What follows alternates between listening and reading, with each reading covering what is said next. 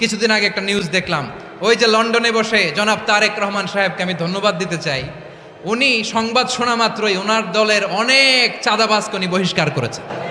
কোনো ব্যক্তির কারণে, কোনো নেতার কারণে, কোনো কর্মীর কারণে যদি মানুষের আস্থা নষ্ট হয়, তাকে আমরা ওন করতে পারবো না। বিকজ আমরা বহু ঝড় ঝঞ্ঝার ভিতর দিয়ে আজ এখানে এসে দাঁড়িয়েছি, বহু অত্যাচার নির্যাতনের ভেতর দিয়ে এখানে এসে দাঁড়িয়েছি আজকে আমরা।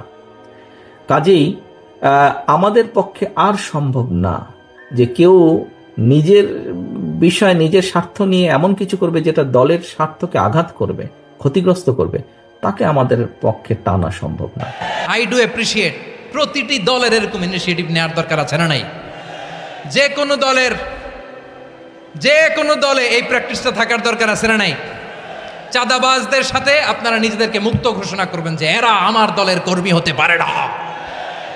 টেন্ডারবাজি, চাঁদাবাজি, দুর্নীতি, অপরাধ, দখলদারিত্ব, মজুদদারি, এগুলো সব কিছু একসাথে প্রতিরোধ করতে হবে, ঠিক কিনা বলেন? একটা মানবিক সমাজ যদি চাই, প্রতিরোধ করতে হবে। প্রিয় ভাইয়েরা, আল্লাহর শপথ নিয়ে বলি, এই নাসিহাতগুলো সবার জন্য, সব দলের জন্য, সব মতের মানুষের জন্য। আমরা কোনো দলের প্রতি মানুষকে ডাকি না, আমরা ডাকি ইসলামের দিকে। সব দলের, সব মতের, সব মানুষদেরকে আমরা আহ্বান জানাই, আসুন আমরা একটা সুন্দর সমাজ বিনির্মাণ করি। এই যে নতুন বাংলাদেশের এক সুযোগ এসেছে, আর জীবনে হয়তো আসবে না, সামনের 100 বছর এই সময় আসবে না। আসুন দেশটাকে আমরা সাজাই, আসুন আমরা দুর্নীতি বন্ধ করি, আসুন আমরা চাঁদাবাজি বন্ধ করি, আসুন আমরা দখলদারিত্ব বন্ধ করি, আসুন আমরা এক দল আরেক দলকে নিশ্চিহ্ন করার যে রাজনীতি, এটা বন্ধ করি। সব দলের প্রতি আমার আহ্বান, আমরা চাঁদাবাজ মুক্ত বাংলাদেশ চাই, জুলুম মুক্ত বাংলাদেশ চাই, ফ্যাসিজম মুক্ত বাংলাদেশ চাই, গুণ খুন খারাপি মুক্ত বাংলাদেশ চাই, আমরা নতুন ভোরের বাংলাদেশ চাই। ওই বাংলাদেশ পাওয়ার জন্য মুনকার প্রতিরোধে, অন্যায় প্রতিরোধে যদি বাঘের বাচ্চার মতো, আবু সাইদের মতো 2 হাত উঁচু করে, বুককে টান টান করে প্রসারিত করে দাঁড়াতে হয়, রাজি আছো মুসলমান? কারা কারা রাজি? আল্লাহকে হাত দেখিয়ে প্রতিজ্ঞা করো।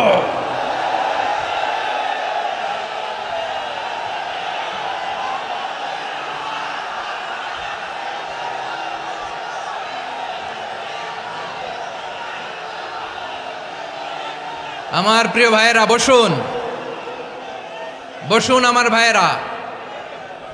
ওরা ওদের যেই হাত দিয়ে টেন্ডারবাজি করে, চাঁদাবাজি করে, ইফটিজিং করে, দখলবাজি করে, যেই হাত দিয়ে, ওই মুনকার থামায় দেওয়ার জন্য আল্লাহর দে আমাদেরও 2টি হাত আছে না নাই? আমাদেরও হাত আছে, থামাইতে হবে, থামাইতে হবে, হিম্মত করতে হবে।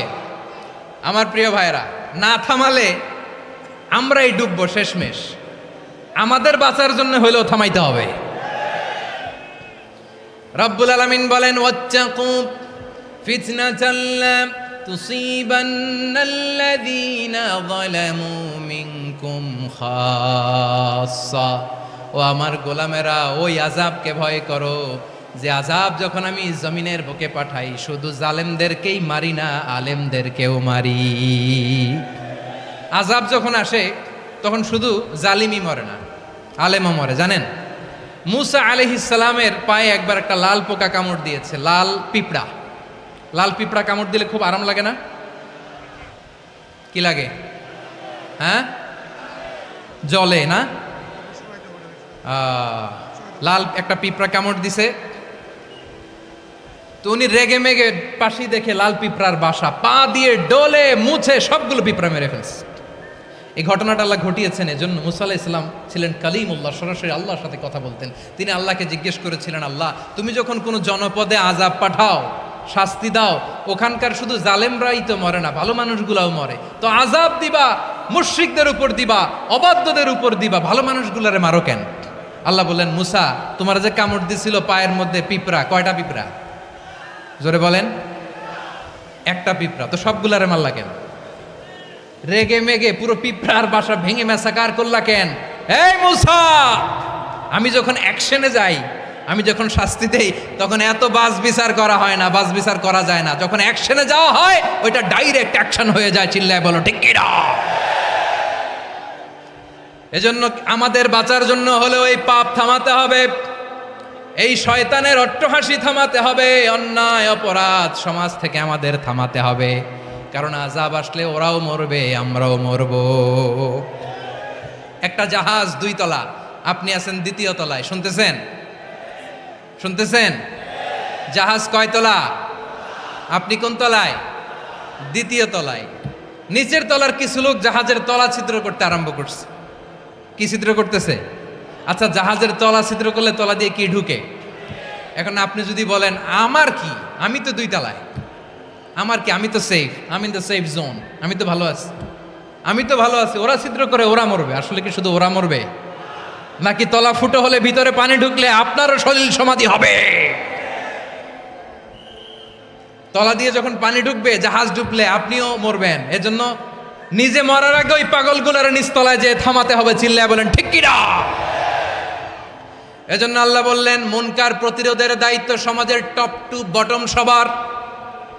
পুরো আম্মার দায়িত্ব, সরকার প্রধানের দায়িত্ব, প্রতিটি ফ্যামিলির প্রধান বাবার দায়িত্ব, বিশ্বনবী বললেন প্রতিটি সচেতন মুসলিমের দায়িত্ব। এজন্য মুনকার প্রতিরোধ করার দরকার আছে না নাই? সমাজে এই যে ইফটিজিং হয়, আপনার বোনের বয়সী একটা মেয়েকে কিছু বখাটে টিটকারি করে, এই বলে সেই বলে, নোংরা কথা বলে, রাস্তায় দেখেও আপনি পাশ দিয়ে না দেখার মতো চলে যান কেন? আপনি দাঁড়ান না কেন? আপনি দাঁড়ালেই তো থেমে যাবে, কারণ সত্যের যে শক্তি তার সামনে মিথ্যা মুখ থুবড়ে পড়ে। আপনার সামনে ও কিছুই না, নাথিং। আপনি দাঁড়ান, ওকে প্রশ্ন করেন যে আমার বোনকে তুমি ডিস্টার্ব করো কেন? আপনাকে দেখে আরো 5 জন দাঁড়াবে, 5 জনকে দেখে আরো 10 জন দাঁড়াবে। আমাদের নীরবতা আর আমাদের নিশ্চুপ থাকাই জালিমদেরকে আরো শক্তিশালী জালিম বানিয়েছে। এজন্য মুনকার প্রতিরোধের দায়িত্ব আমাদের সবার। রাব্বুল আলামিন বলেন ওয়ায়ানহা আনিল ফাহশাই ওয়াল মুনকারি ওয়াল বাগি ইয়াইদুকুম লাআল্লাকুম তাযাক্কারুন। বসুন। আল্লাহ বললেন আমি অশ্লীলতাকে নিষেধ করি, আমি সব ধরনের মন্দ কাজকে নিষিদ্ধ করি, সব শেষে আমি সীমা লঙ্ঘনকে তোমাদের জন্য নিষিদ্ধ করি। আলোচনা মনে আছে তো, না ভুলে গেছেন? নিষিদ্ধ করেছেন কয়টা জিনিস?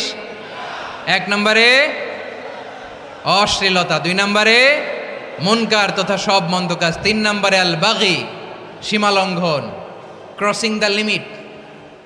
সীমা লঙ্ঘন করা ভালো না। We all should know our limits. চিল্লায় বলেন ঠিক কিনা? একই আয়াতে আল্লাহ বললেন কুল ইন্নামা حرم ربي الفواحش ما ظهر منها وما بطن والإثم والبغي بغير الحق। অন্যায় ভাবে যে অবাধ্য হয়, যে সীমা লঙ্ঘন করে, তাদেরকেও আমি এটা হারাম করে দিলাম। সীমা লঙ্ঘন করা হারাম, সীমা লঙ্ঘন করা হারাম। আল্লাহ বারবার বারবার আমাদেরকে ওয়ার্নিং দেয়। যখন আমরা থামি না তখন আল্লাহ ধরে, আর যখন ধরে তখন ছাড়ে না। ধরে ধরে ধরে না, ধরলে আল্লাহ। ফেরাউনকে কিন্তু হুট করে ধরে নাই, আপনারা জানেন 9 বার ওয়ার্নিং দিয়েছে। ফেরাউনকে আল্লাহ তাআলা ওয়ার্নিং দিয়েছিল কয়বার? বীর চট্টলার বীর সেনানীরা আওয়াজ করে বলেন ফেরাউনকে ধরার আগে ওয়ার্নিং দেওয়া হয়েছিল কয়টা? রব্বুল আলামিন বলেন ওয়ালাকাদ আতাইনা মূসা 9 আয়াতিন বাইয়িনাত, 9টা মুআজিজা দেখিয়েছি। 1 2 3 বারবার এইভাবে রিমাইন্ডার, ওইভাবে রিমাইন্ডার, এইভাবে নসিহাত, ওইভাবে দাওয়া। ফাকুলা লাহু কাওলান লাইয়িনা, নরম করে বলো, সফট করে বলো, যত ওয়ে হতে পারে দাওয়া মেথডোলজির মুসা আলাইহিস সালামের সব অ্যাপ্লাই শেষ। 10ম বারে যে আল্লাহ ধরছে, 10ম বারে যে ধরেছে। এজন্য আল্লাহ বলেন আমি সীমালঙ্ঘনকে পছন্দ করি না। কোরআনের অন্য আয়াতে বাগীকে বলা হয়েছে আল ইতিদা, সীমালঙ্ঘন যারা করে তাদেরকে আল্লাহ বলেছেন মুতাদিন। وقاتلوا في سبيل الله الذين يقاتلونكم ولا تعتدوا إن الله لا يحب المعتدين। আমি সীমা লঙ্ঘনকারীদেরকে কোশ্চিনকালেও পছন্দ করি না। আমরা যেন সীমা লঙ্ঘন না করি, রাজি আছেন তো? যে কোনো ক্ষেত্রে ইবাদতে যেন সীমা লঙ্ঘন না করি। অনেকে আমরা ইবাদতে সীমা লঙ্ঘন করে ফেলি। বিশ্বনবী সাল্লাল্লাহু আলাইহি ওয়াসাল্লাম যেটা শিখিয়েছেন এর বাইরে যে অতিরিক্ত বুজুর্গ হতে চায়, এরকম আছে না নাই? করা যাবে? না, কোনো ক্ষেত্রেই সীমা লঙ্ঘন করা যাবে, এমনকি যুদ্ধক্ষেত্রেও না। বিষ্ণু ইসলাম বলেন, খবরদার যুদ্ধক্ষেত্রেও সীমা লঙ্ঘন করো না। কি সুন্দর ইসলাম আমরা পেয়েছি। বিশ্বনবী বলেন, খবরদার যুদ্ধের ময়দানে কোনো নারীর গায়ে হাত তোলো না, কোনো শিশুর গায়ে হাত তোলো না, কোনো গবাদি পশু হত্যা করো না, কোনো শস্যক্ষেত্র ধ্বংস করো না, এবাদতরত অন্য ধর্মের কোনো সন্ন্যাসীর গায়ে হাত তোলো না। বলেন সুবহানাল্লাহ। তাহলে আমরা সীমা লঙ্ঘন করতে পারবো? প্রিয় ভাইয়েরা, একটা সুখী, সমৃদ্ধ, শান্তির সমাজ, মানবিক সমাজ যদি আমরা গঠন করতে চাই, আমাদের আল্লাহর দেয়া কয়টা আদেশ মানতে হবে বলেন দেখি? সবাই বলেন কয়টা? আর বেঁচে থাকতে হবে কয়টা জিনিস থেকে? আওয়াজ করে বলেন কয়টা?